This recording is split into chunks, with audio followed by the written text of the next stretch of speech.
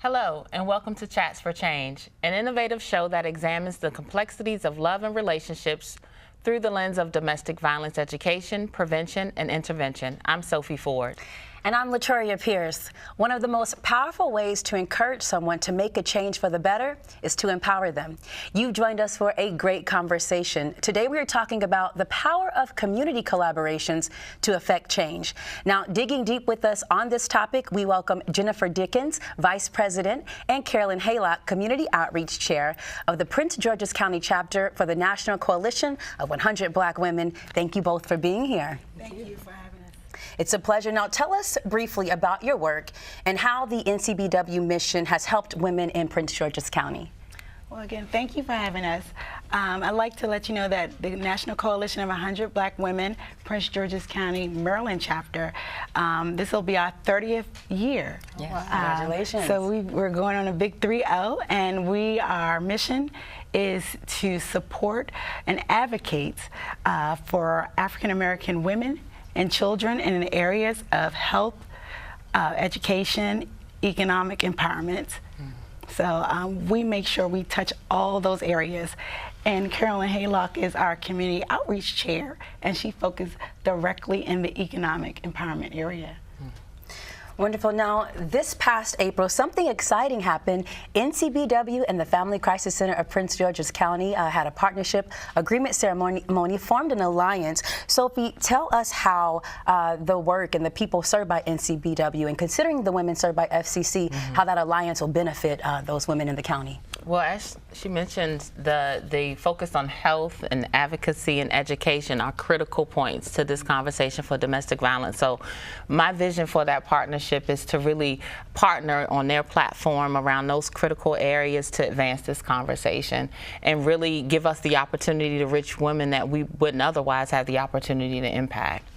Yeah. And Jennifer, talk to us about the value of sisterhood and the importance of women working together as a collective to face issues. Well, you know, sisterhood, as we sit here, we're all sisters here, and we're talking about an important issue that affects our community, and we're all about bringing change.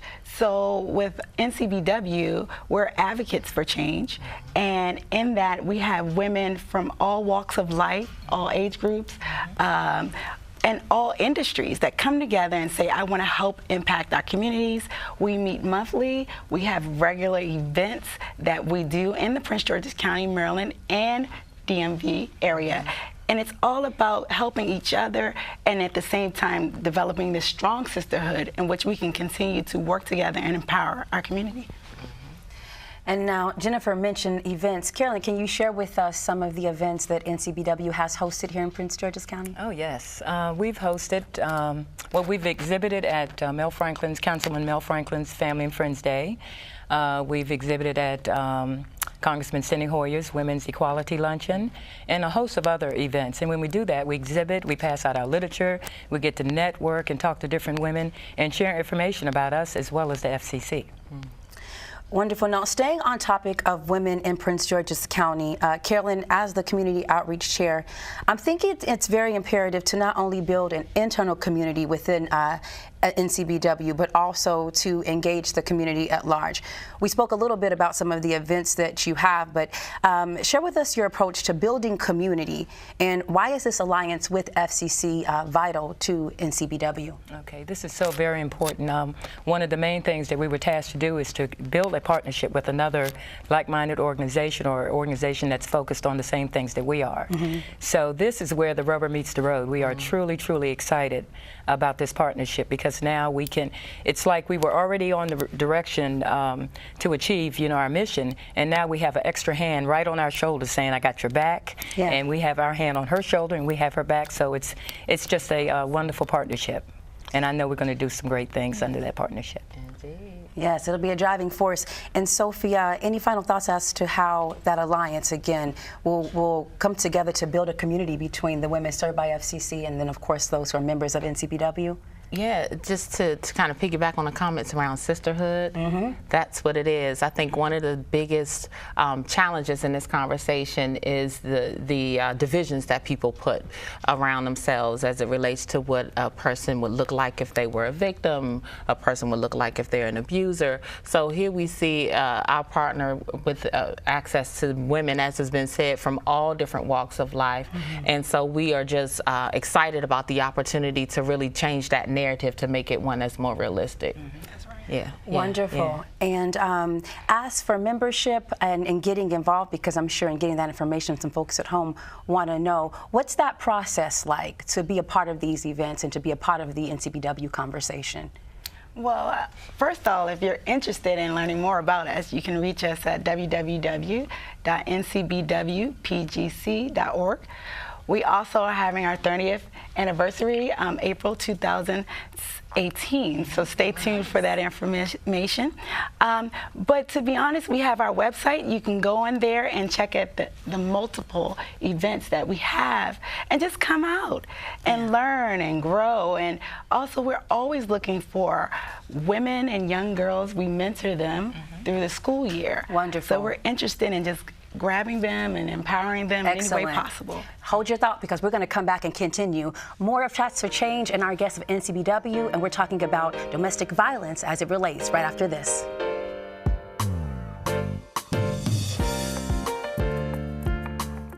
Anybody out there who is a foster parent is really doing this for one reason, and that's that they absolutely want to help children. We didn't realize that when we first started that there were so many teenagers in foster care. They really do grow a lot and thrive in a stable environment. I hope they leave here with a sense of pride with who they are. They can do whatever they really set their minds to. Kids need families like yours. Make a difference. Call 877-800-FOSTER.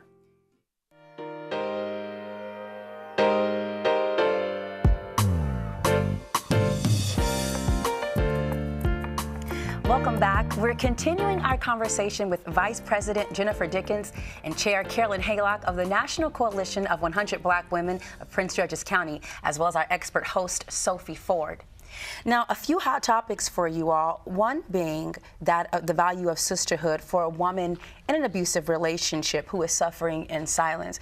We see cases where you have what we call bystanders, or loved ones who watch a relative go through an abusive relationship, and they're telling them, you know, you need to leave, you need to get out. But when that individual doesn't move as fast as loved ones feel they should, often sometimes those of us looking on the outside looking in, we throw up our hands and say, you know what, I'm done. Sophie, I'm going to start with you. How valuable and critical is that sisterhood to help that individual going through the abusive situation? It's everything. Because so many people do isolate themselves because of the fear of judgment. And then particularly for the clients that we serve in this county, where we're predominantly African American, there are some systemic barriers that exist for people, right? So there's this mistrust of the system because of all of the other things historically that have happened, that really people pause to enter into the system. And then there's also this conversation around allowing women of color, particular, to be victims, right, and to be vulnerable and be able to access services in a way that's respectful of that. So it's critical. Yeah. Good point of view. Would you like to contribute? And, you know, resources are difficult to find. I mean, in this day and time, some of us are working 2-3 jobs just to, you know, keep our children in schools and all of those things. It's just difficult. So it's kind of like, where do you find these resources? But what's so important with organizations as FCC and NCBW, you know, we have this sisterhood of knowledge and growth, and we're there to support these women and kind of share with them their options in terms of clothing, food, or just talking and sharing, because that is what kind of gets those barriers, that fear of domestic violence, to kind of break it by just talking and sharing and connecting with someone. If you all are able to elaborate, have you had any women join the NCBW movement and actually come in and say, look, this is what I'm going through, share their story as it relates to domestic abuse? Have you all experienced that yet? Well, you know, I will say that sometimes, regardless of you've been in the past or current, you may not see it as domestic violence. Yes. You know, it's like we put labels on everything. And you may feel that argument or that push or that disagreement is just something so light that, or it's just, we assume everybody goes through that. And we really just need to talk about it more and know that it's okay to share and help us understand what did you do to get through it and how can you help your future sisters or our young girls get through it as well. Right. And a key thing is it's good that the folks at home can know that you all provide that space where women can come, have that comfort and that trust. And that's what the Family Crisis Center stands for. So again, a powerful alliance there. Sophie, I'd like to tie in that piece of sisterhood and African American women. I'm going to ask a very direct question. How are African American women affected by domestic violence? So African American women are disproportionately affected by this issue. And what that looks like for us in terms of numbers is more cases of domestic violence, and particularly because the issue itself, we're talking right now about intimate partner violence, right? So those are people that you're in an intimate relationship with.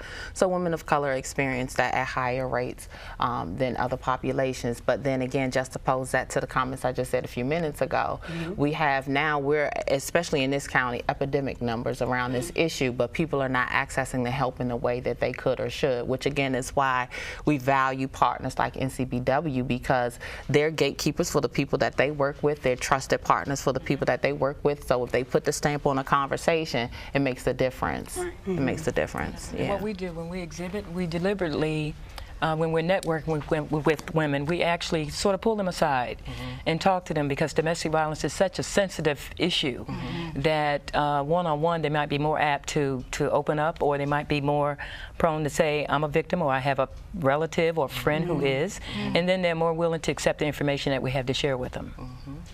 That's wonderful. And sticking with the topic of African American women, because the truth is there are a lot of stigmas put on African American women in society, from the angry black women to African American women expected to always be strong, and it kind of muzzles or puts a mute on the individual, the woman's ability to speak out. Sophie, can we speak on that? What is the Family Crisis Center Prince George's County doing to be inclusive and considerate of what African American women experience as it relates to domestic violence? So one of the things that we strive to do is to create a culture that is sensitive to that issue, right? So we consider ourselves to be a trauma-informed organization, which means that we enter into the space with our clients knowing that trauma has occurred, and it's not necessarily about what's wrong with them, but what happened to them, and take it from there. And so we really are making diligent efforts every day to make sure that our staff are trained to enter into the space like that. And then when we're advocating and we're speaking with people that can advocate as well, having that conversation so that if people encounter a space and it's not like that, we can hold people accountable. Powerful alliance. Now, NCBW held a legislative day in Annapolis earlier this year. Jennifer, what was the importance behind that? What was the purpose, and did you all succeed at your goal? So we do this every year. It's very important, as she stated earlier, is to advocate for our community, and we go there every year to speak with our legislators. We had a forum this year on domestic violence, and we actually spoke with, I don't say former victim, but survivors of that. And we have various bills that we're looking at that we're supporting as nationally and as a chapter. A lot of it in regards to areas of sexual assault, domestic violence, fair labor. Those areas are things that some of them passed, some of them did not. But that doesn't stop what we do, and that's why we go every year. We want to make that impact. We want to show that we're black women, and these are our issues, and that we are willing to make change in our community. We appreciate all your efforts. This is going to be a powerful alliance, and the whole purpose is to take care of the women of Prince George's County. We thank you so much for being here with us today, Ms. Dickens and Ms. Haylock. We thank you for watching. If you are someone you know is a victim of domestic violence, if you're going through a struggle, dial 211. We are here to help you. Thank you for watching Chats for Change, and of course, we will see you next time. To find us online, find us at fccpg.org and on YouTube at Chats for Change TV.